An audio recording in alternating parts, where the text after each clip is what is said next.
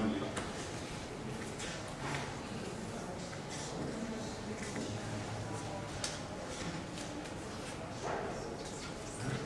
Okay.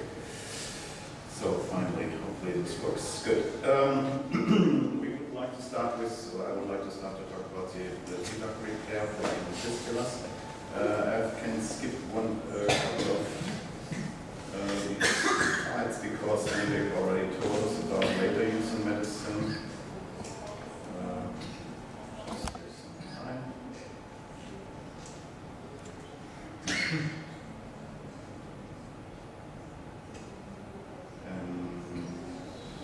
Okay, here we go.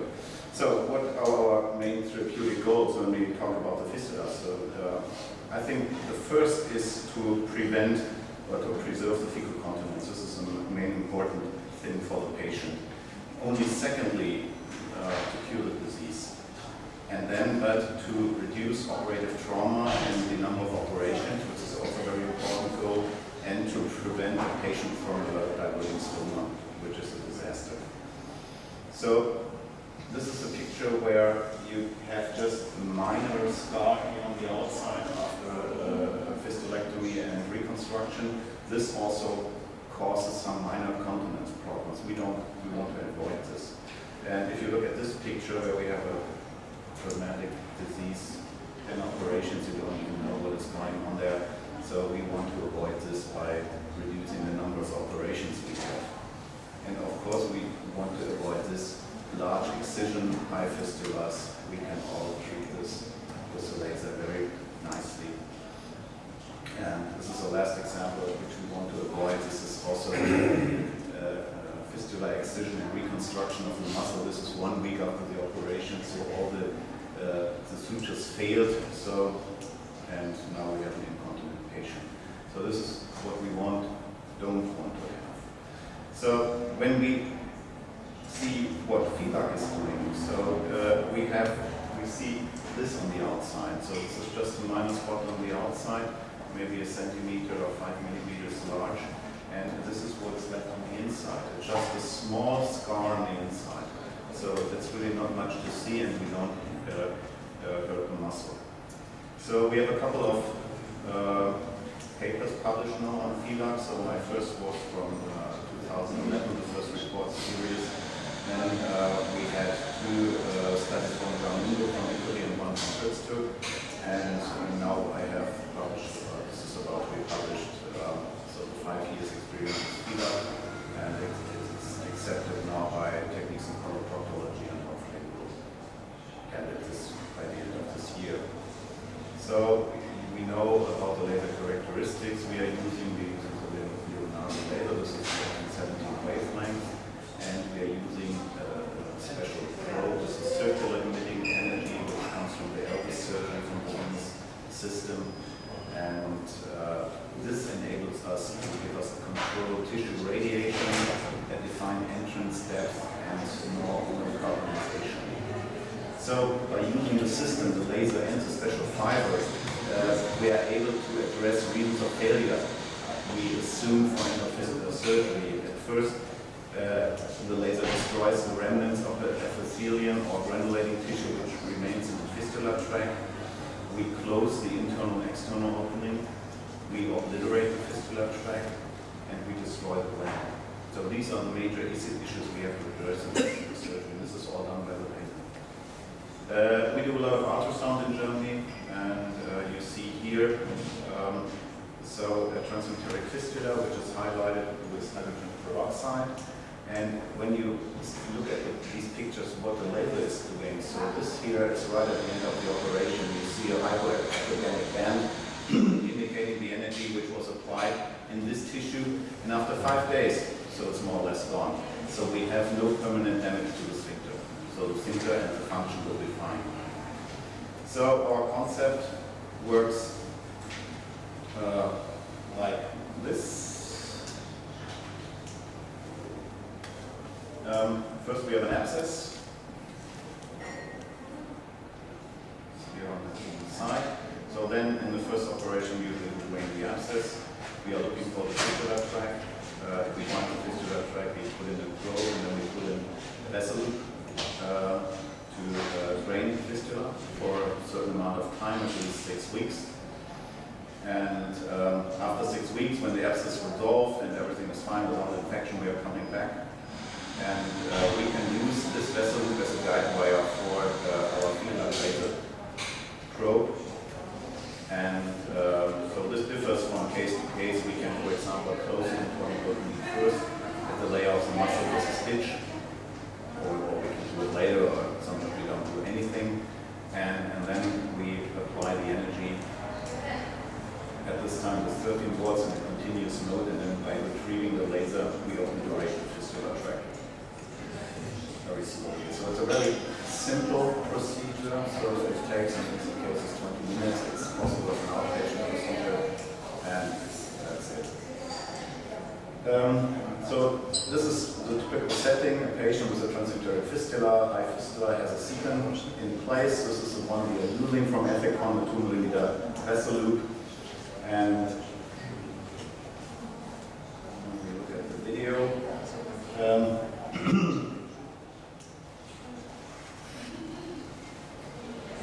so here, so at first it was at the beginning of my work. We did a very small, big-sized internal opening where we have some scar on the tissue.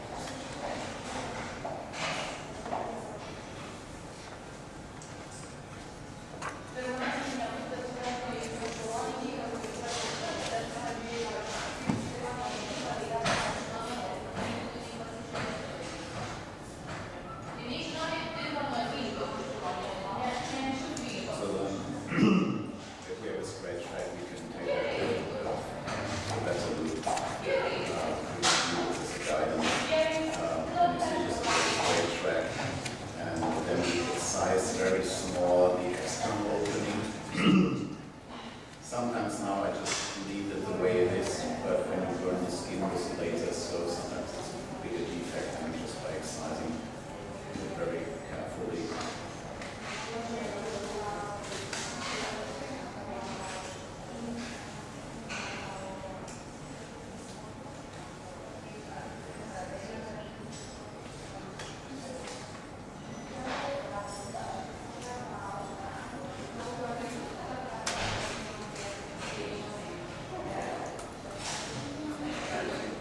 Then it always depends on the fistula tract, of the size. You can, for example, you can curette it first.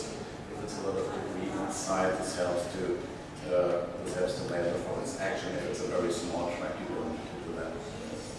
You can, if you do this, rinse it with saline, spit the debris out. And then we went back inside, and then we closed the internal opening at the level of the internal sphincter muscle.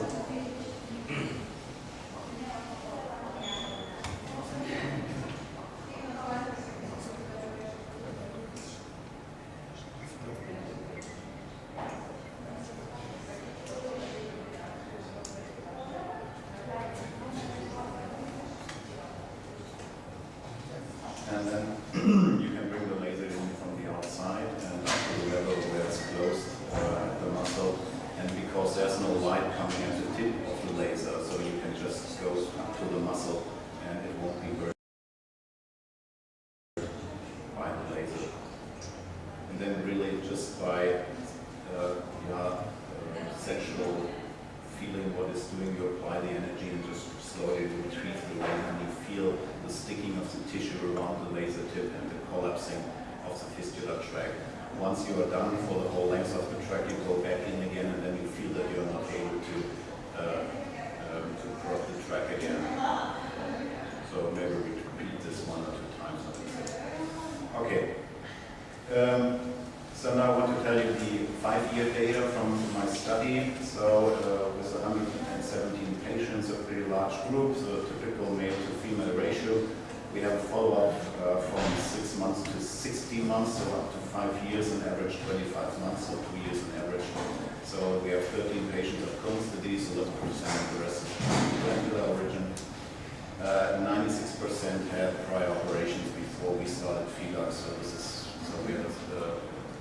referral center.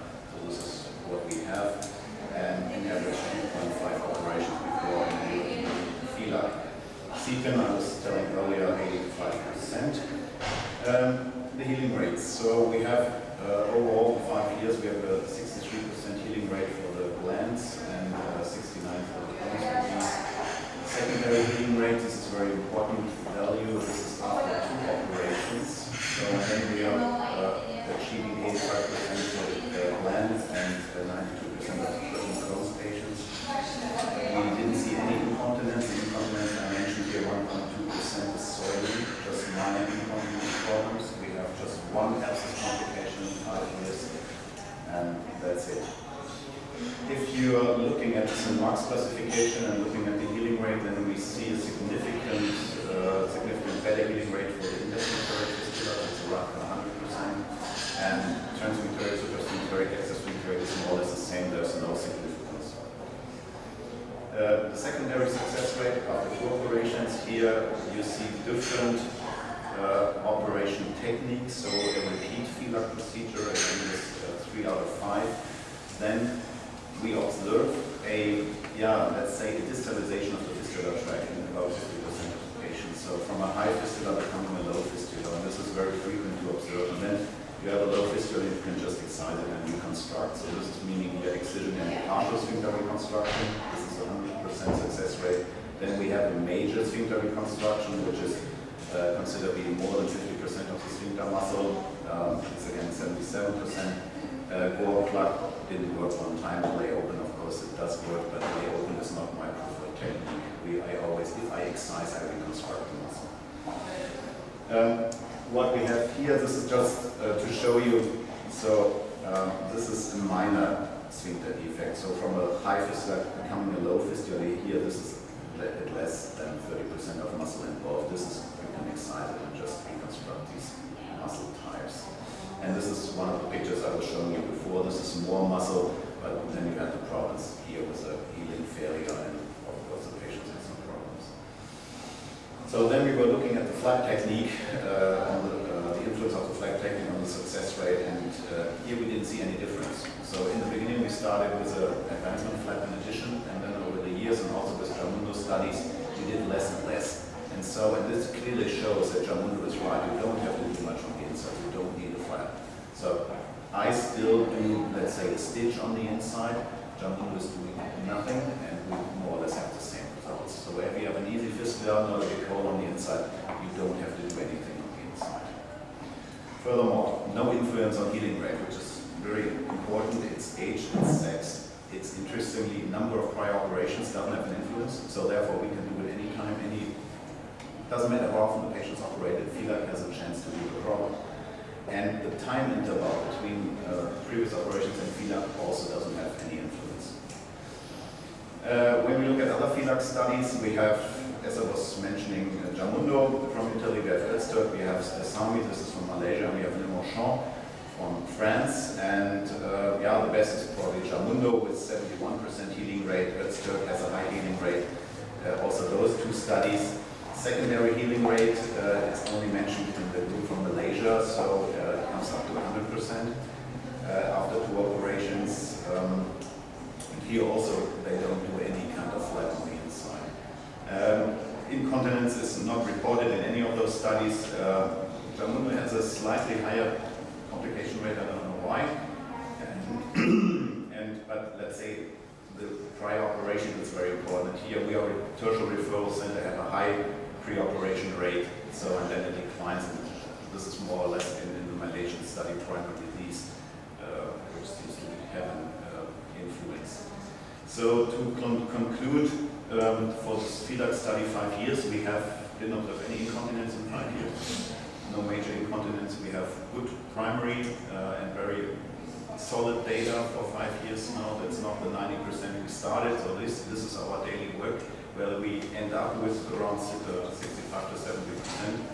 Secondary success rate is very high. This is our goal, to reduce the number of operations we need for curing the disease. We definitely reduce the trauma and the number of surgical procedures.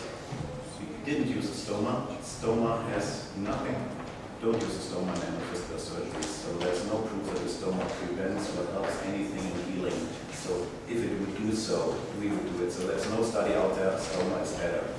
So please don't do this to your patients. And we can treat any patient with laser. It doesn't matter what he has, how many times he is operated.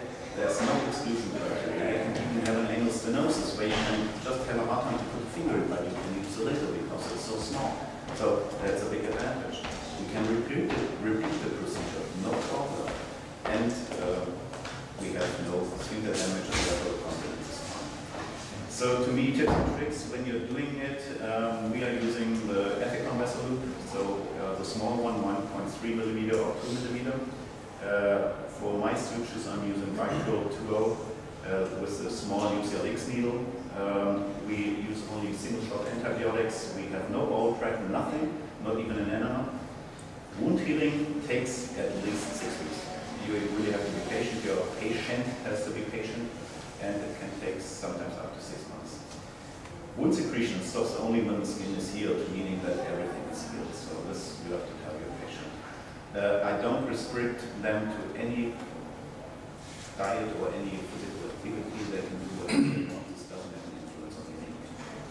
And of course, this is in a minor disease, possible as an outpatient. If you have a really complex case, okay, we keep them overnight, of course. Okay, thank you. This is for the fistula.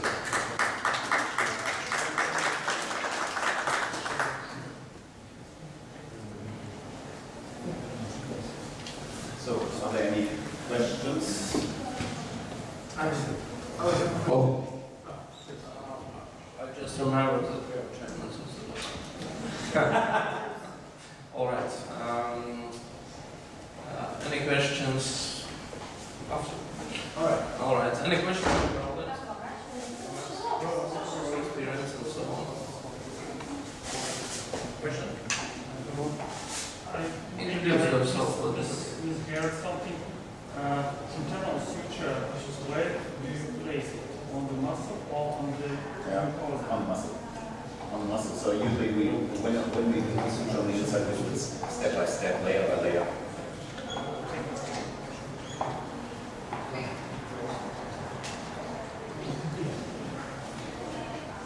Regarding the healing process over the first 6 weeks, is it clearly seen that the color of the secretion does change over time, or is it starting from a yellowish stuff getting more clearer, or is It can change over time. So usually, the critical part of this follow-up is around 7 to 10 days.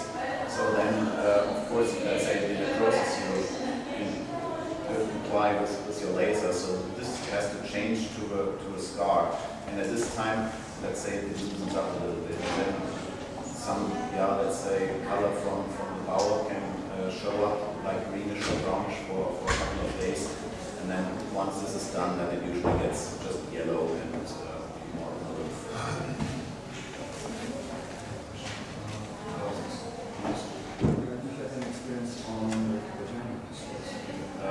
There are just a few. If you have a large perineum, so then you can use the laser. So if it's very small and very short, so there's no use for the laser. You need a couple of centimeters of tissue.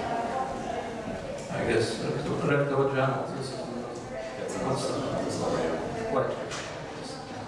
Alright. And my question is, 3D ultrasound, of course, is gold standard in every office or audio office should be. Do you use interoperatively the 3D ultrasound? No. Okay. Only in very complex cases. I have the option to use it, but if I'm sure because I use it the day before, so I know. So it is the day before. Oh, okay. Alright. The patient comes 1 month after. So I see them after 3 days, after a week, and everything. No, before surgery, the patient comes from Russia. You have seen him? I've seen the day before. Okay. So usually when they come from abroad, we arrange everything. So I see them the day before the operation, and we plan the operation. Of course, if you have a patient from at the far end of the world, it's always difficult. You never know what to expect. So, but then we solve the problem. So. What is the tactic when it was not one branch of history?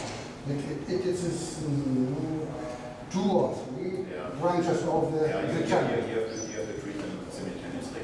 So if you have more tracks and coming to one internal opening, you have to treat every track.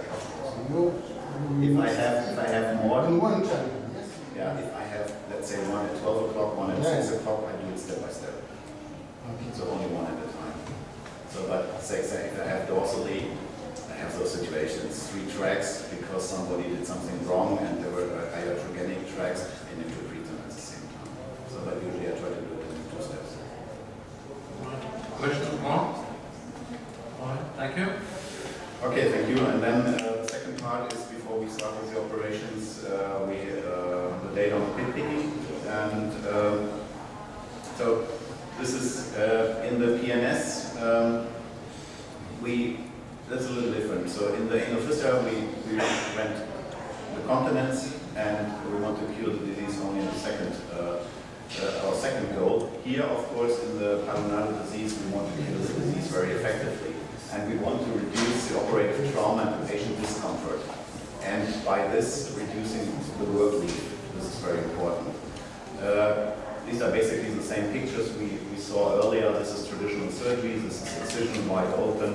And this is dramatic. So it's a wound healing up to 3 months. We have a recurrence rate of 4 to 35%. And this is what the patient doesn't want to have and what we don't want to have. This is, you saw the data earlier.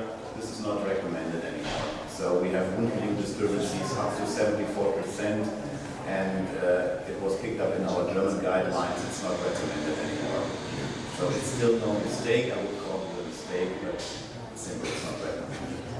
So because when you do this and you have the wound healing disturbances, and then it looks like this, and this is a kind of disease, what should you do with this? And the majority is doing this. So then we have the beginning, and so this is surgery from the last century.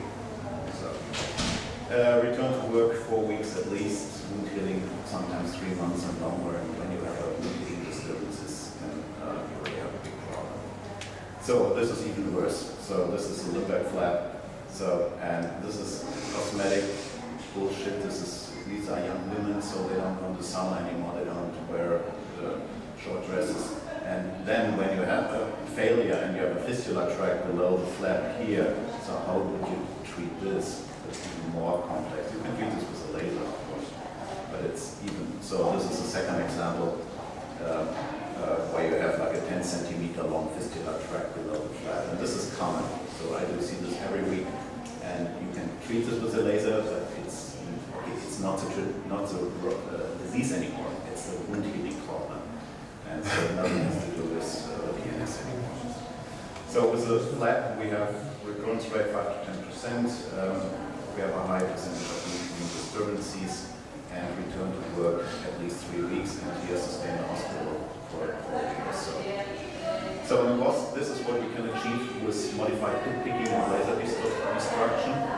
So this is a great cosmetic result. You don't see much of a wound in the end flap. And this is 21st century surgery. This is what we want to do, what the patient is asking you for. This is the second example. And we heard from John Bascom, who invented pit picking, and his primary study was from the 80s, structural surgery, and then we had at least 2 good studies in German from 2011 and 2014 from Vilnius.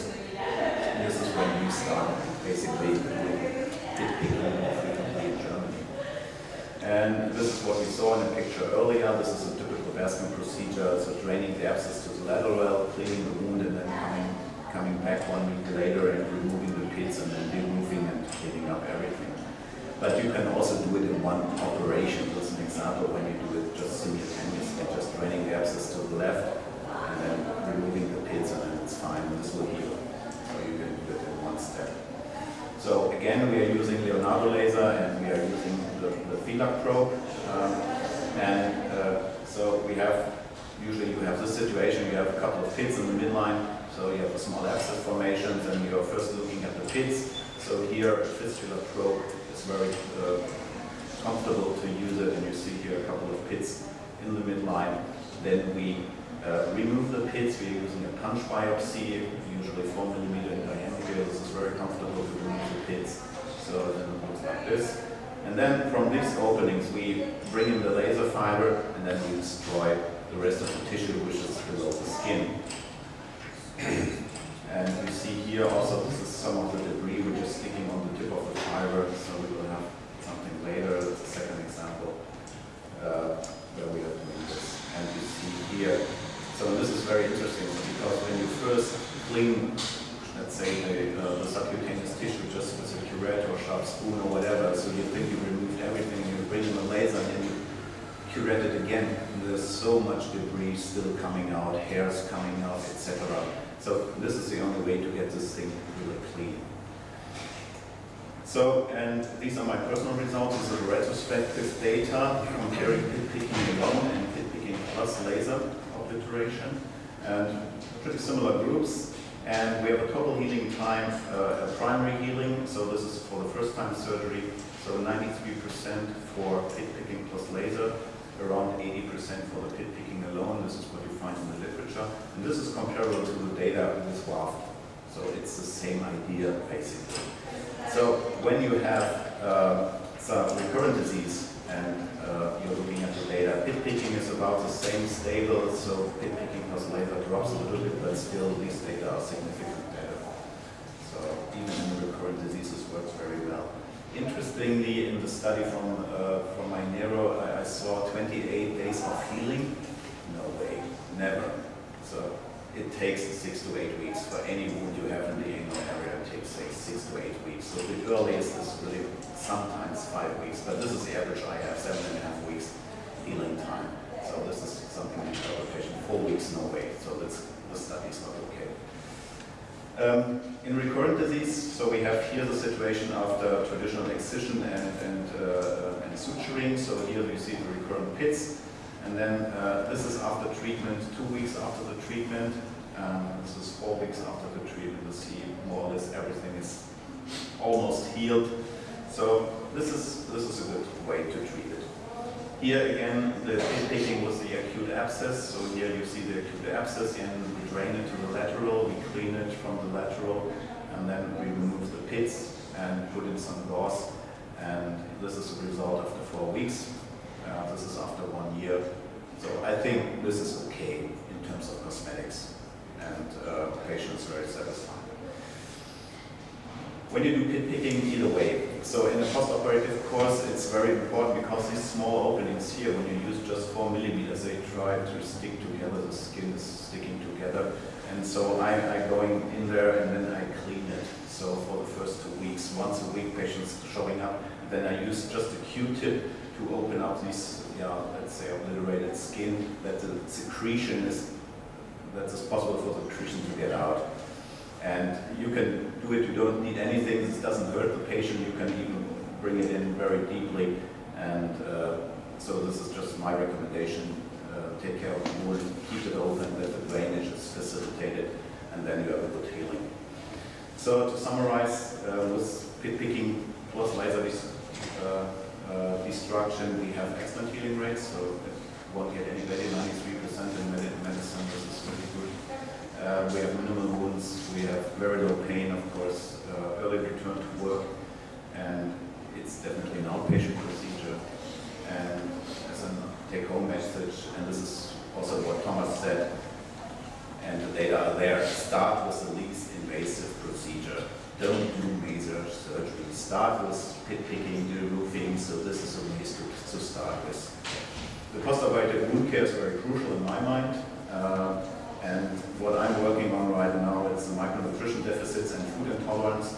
It's a key factor for wound healing. If you have wound healing disturbances, you find immense micronutrition deficits in vitamins and trace elements and hormones, which influences wound healing. And also you do find a lot of food intolerances, which causes histamine liberation in the wound, and histamine impairs wound healing.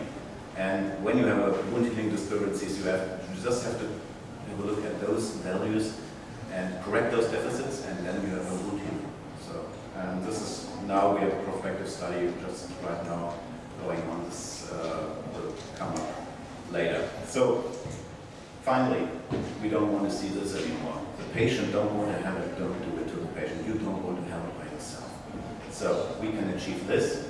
This is the way to go, and this is what the patient is asking for. Thank you. Thank you very much. Interesting talk. Are there still any questions?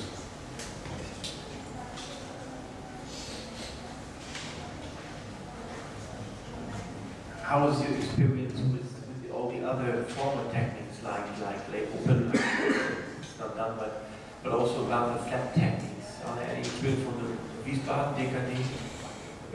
No, in Wiesbaden we didn't have that many, so typically we did exercise and left it open. So I did only a few limber flaps. I wasn't very satisfied with that, and now for 5 years I'm just doing picking.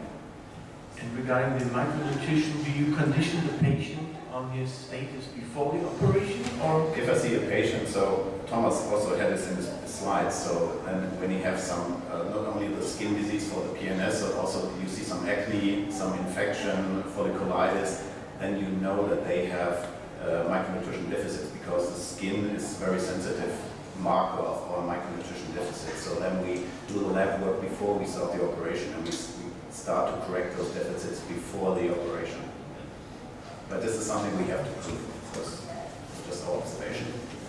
What are the main lab tests you do? We do, the very important is that you do the whole blood test. Whole blood test means we measure these things in the cell, not in the serum. So usually it's in the serum, but when you measure in the cell, those values, they have to work in the cell, not in the serum. So, and when you compare it to the hematocrit, then you see the deficits in the cell. So we are measuring potassium, magnesium, iron, vitamin D, vitamin B6, vitamin B12, folic acid, zinc, saline. So these are the bases. The most important thing, vitamin C. The most important things for wound healing is vitamin C, vitamin D, B12 because of the mitochondria. So this is B12, and zinc, saline, and potassium. Interestingly, so if you have a lot of patients have a, let's say, -20% deficit in the cell for potassium, and this really influences a lot of wound healing. My question is, if the patient heals, everything is fine, what do you think about the therapy? Yeah. I think it's recommended. It's very simple. If you look at the Turkish population, we have a lot of Turkish population in Cologne, so it's the second biggest city outside of Turkey, and you have to recommend it, definitely. So the studies from Turkey are pretty clear. This is the only prevention of recurrence. If you're looking at Middle European studies, there's one from the German army, it doesn't work. So if you have more the northern type, like yours, Tigers, or me, the studies are not pretty clear. But for the South European, it's I recommend it strongly. Yeah. You can try it because it's the only thing we know. But you see, when they do the ablation, so you need the color in the follicles that the laser is working with, the FILAC laser. And if we are blonde, it doesn't work. So. If you are having an emergency patient abscess formation, Yeah, I drain the abscess in local anesthesia, and then I'm coming back and then I'm coming back 1 week later and do the rest. Laser with an acute abscess doesn't make sense. Operation or measuring the wound healing phase?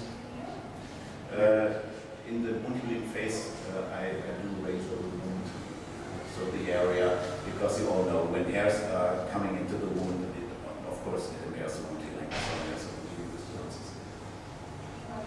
There was a disturbing more kind of recurrence. How long do you wait till you do anything else? If I have a wound healing disturbance, okay, we have our measurements, so I wait up to 6 months.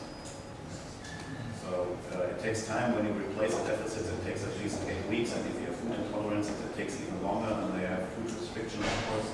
And but sometimes just waiting is really useful. And in the end, if they're really strict, also with the food,